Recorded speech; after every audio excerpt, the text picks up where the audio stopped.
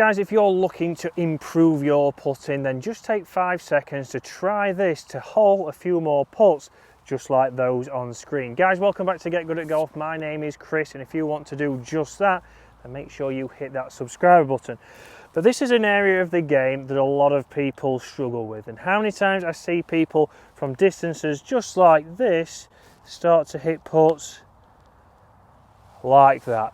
We've got the same distance coming back, we haven't took much time, and there's one thing we can do to make this a lot better, a lot more consistent, and get your scores down. Because after all, how many 3 putts do you have? So I'm sure there's a lot of you there in your head thinking, last Saturday I had 1, 2, 4 3 putts. If we can get rid of those, or if we can get it down to 1 3 putt around, we've quickly saved you 3 shots off your score. That could be 3 shots directly off your handicap and could get you down to single figures. It could get you from the 20s into the teens. It could get you down to maybe even scratch, depending what level you are, or even from 50 into the 30s.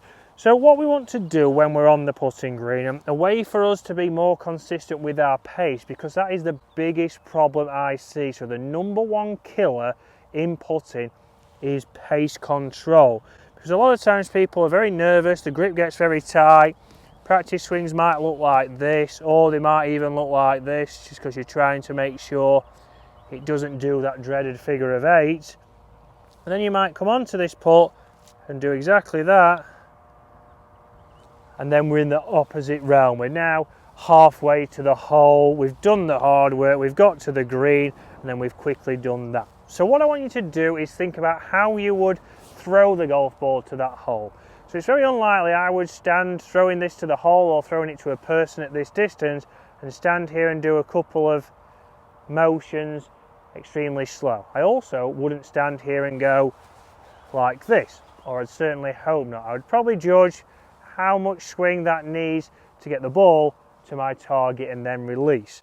And that's why this video is 5 seconds to improve your putting, because all I want you to do is, once you've come in and you've read your putt, you've picked that it's obviously outside the right edge, let's say, I want you to come in here, look at your target, and start to make some strokes without stopping. From there, we're then going to come in and we're going to hit that putt, and you'll start to see how much more consistent that pace is. So straight away there, it's had a chance, it's come a little bit more from the right than I thought, and that's now a nice and easy tapping. We've not strangled the putter, and you'll notice it only took me 5 seconds. So from here, we are trying to be pretty quick. I've done my practice swings, I'm in, I'm ready, and then I hit that putt, and you'll see straight away there how much more consistent that is. So not only from this distance, but also when it comes to these knee knockers. So those ones where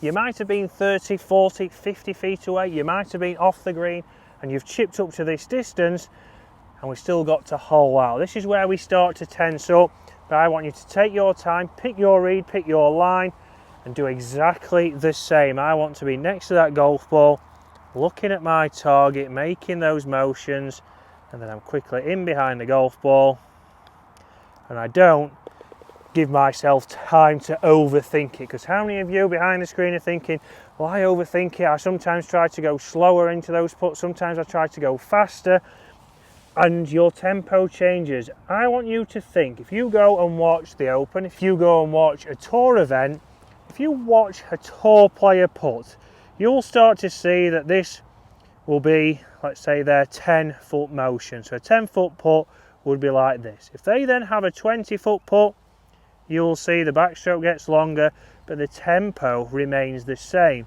Then we go to 30 feet, but you see I'm constantly making the same tempo. I'm just getting that swing a little bit longer, just like if you was going to hit a pitch shot. If I'm going to hit a pitch shot 20 yards, my swing might come back to parallel. If I'm going to hit it 50 yards, it might come to a half swing. And this is the same here. So pick your line, come in at the side of the golf ball, and let's visualize that. In, set, and pull that trigger nice and quick. And you might be saying, oh well, I like to do it behind the golf ball, and look at the hole from here. And I don't have a problem with that, but you have to think you need to get into the ball nice and quick, because after 5 seconds, you've lost that feel. You might as well not have done any practice swings. So if it takes me longer from here to get into that golf ball, we need to make sure we're nice and close, we're in, we're set,